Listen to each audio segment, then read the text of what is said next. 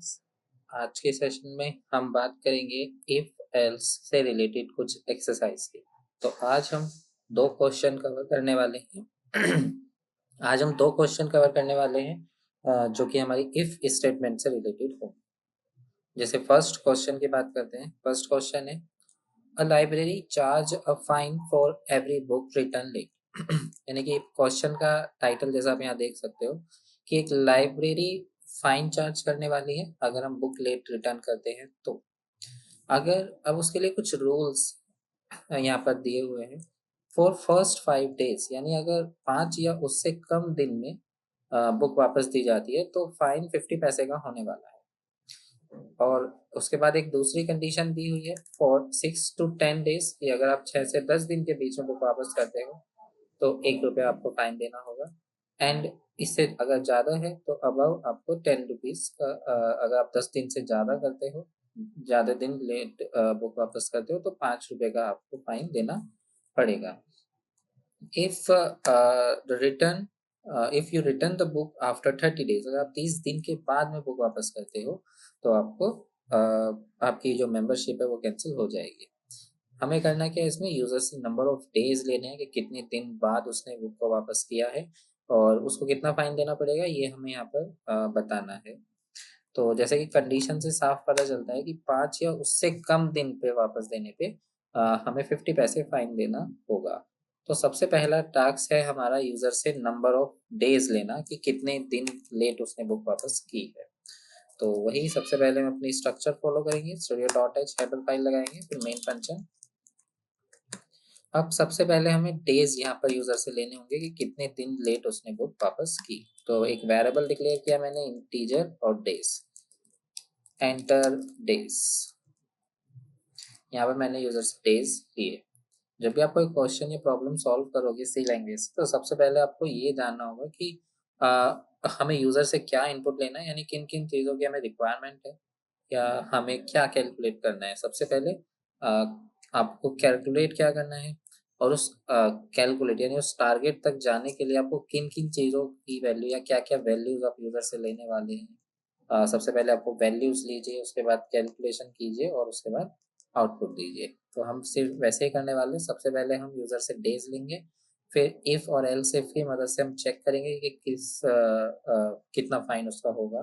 Then उसके बाद हम उसको प्रिंट कराएंगे या साथ साथ भी प्रिंट करा सकते हैं।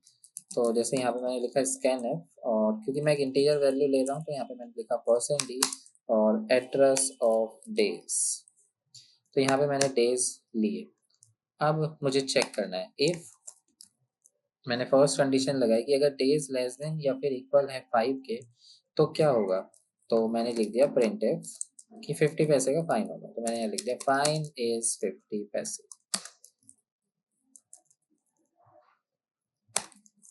कि 50 पैसे का फाइन होगा। लेकिन अगर उसने 5 दिन से ज़्यादा देर कर दी तो कितने दिन।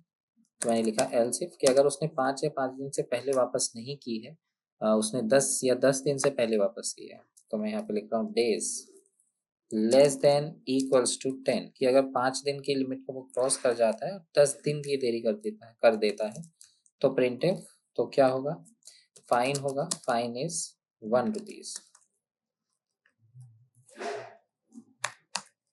उसके बाद अगर 10 दिन की लिमिट भी क्रॉस हो गई है तो एल्स इफ अगर days less than equals to अगर उसने 30 दिन कर दिए हैं, यानी 10 दिन से ज़्यादा और 30 दिन या उससे कम, तो क्या होगा। तो प्रिंट एफ ₹5 का फाइन हो जाएगा। मैंने यहाँ पे लिख दिया फाइन इज 50 पैसे, सॉरी रुपीज।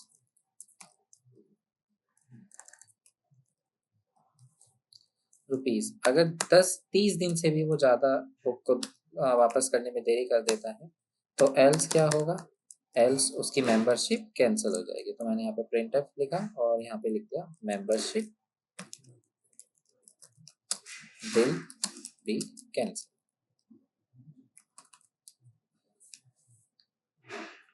या मैंने यहाँ पे लिख दिया your membership will be cancel.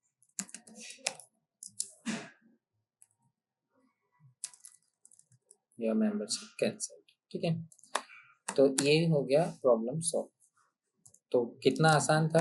बस सबसे पहले आपको क्वेश्चन को ध्यान से रीड करना है, ये देखना है कि आपको यूजर से क्या वैल्यू चाहिए और फिर उसके अकॉर्डिंग आप उसको सॉल्व कीजिए स्टेप बाय स्टेप।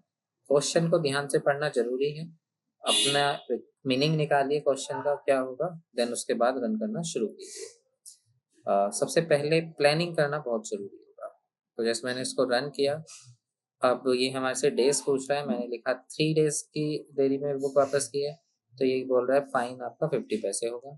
फिर मैंने लिखा कि 6 डेज लेट दिया है, तो इसने लिखा 1 रुपीज़ फाइन होगा।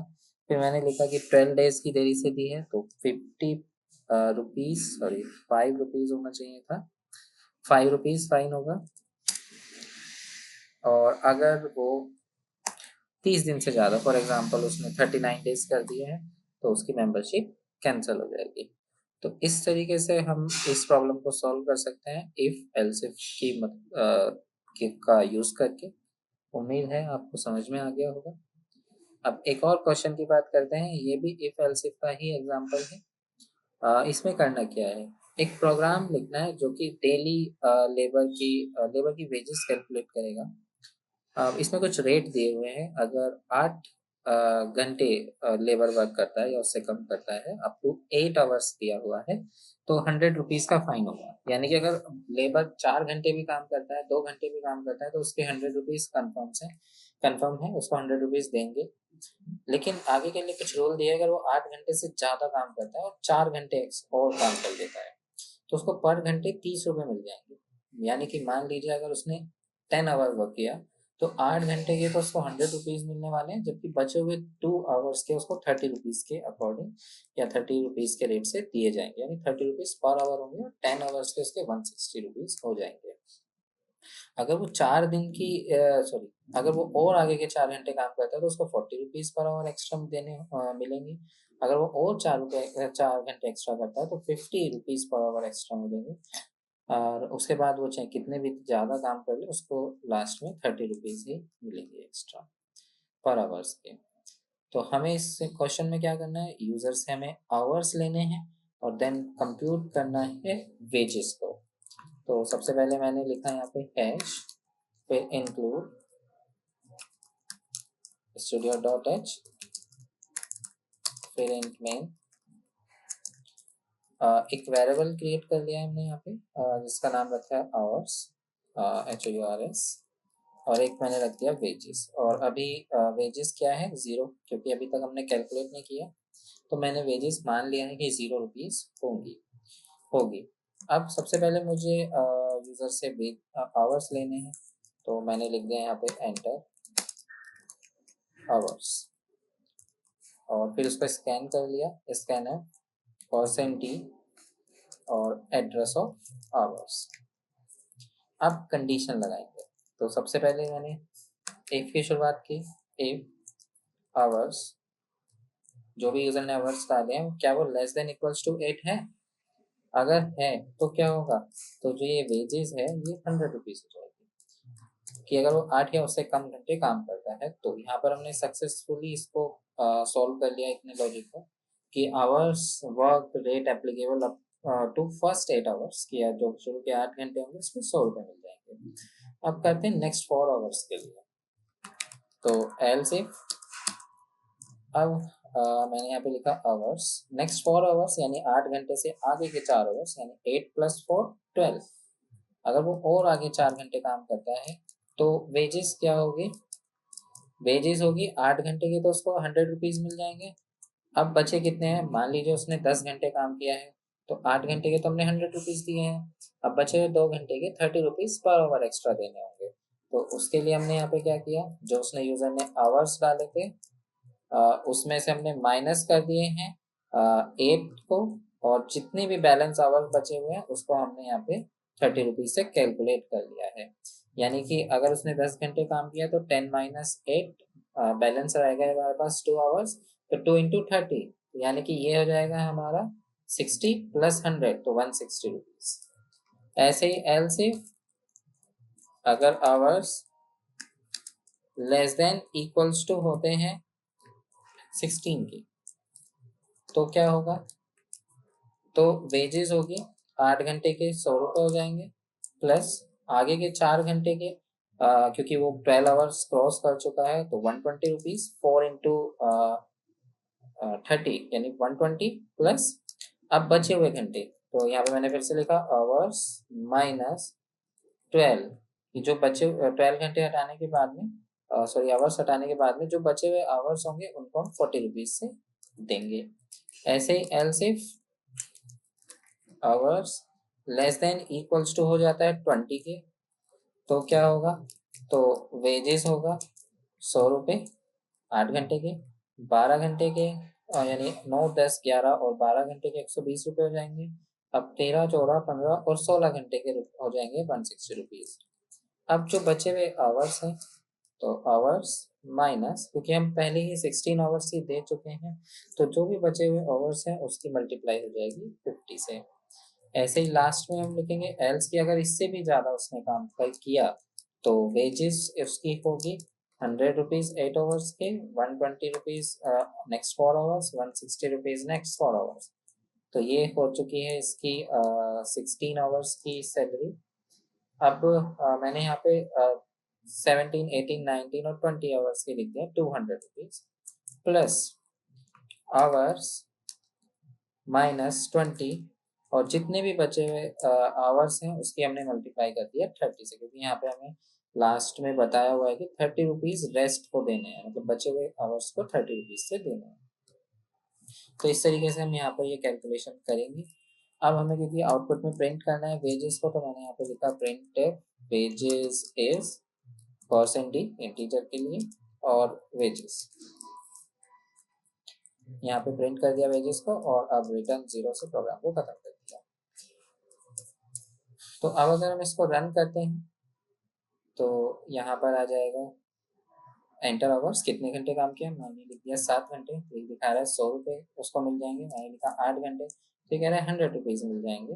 अब ऐसे मैंने डाला कि उसने 9 आवर वर्क किया तो 8 आवर्स के उसको 100 रुपीज़ मिल जाएंगे प्लस 1 आवर के 30 रुपीज़ से उसको 130 टोटल हो जाएगा।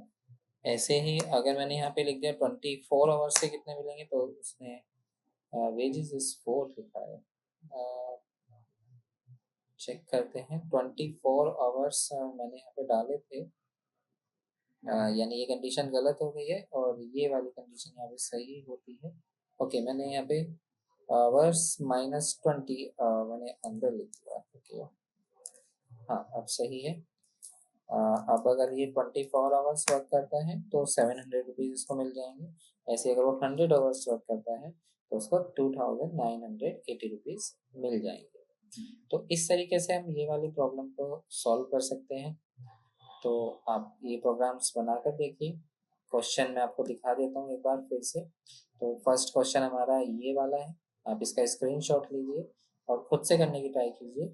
ऐसे ही ये सेकंड क्वेश्चन है, इसका भी आप स्क्रीनशॉट ले लीजिए और फिर इसको भी ट्राई कीजिए। अगर कुछ भी प्रॉब्लम आती है तो आप वीडियो को पीछे जाकर देख सकते हैं और अगर आपको कुछ भी प्रॉब्लम है तो आप मुझे कमेंट में लिख सकते हैं। ठीक है, एक और वीडियो हम एक नेक्स्ट सेशन में भी हम ऐसे ही 2 क्वेश्चन सॉल्व करने वाले हैं if और else के। ठीक है, तो सबसे पहले आप इन दोनों क्वेश्चन को कीजिए। मिलते हैं नेक्स्ट वीडियो में। Thank you.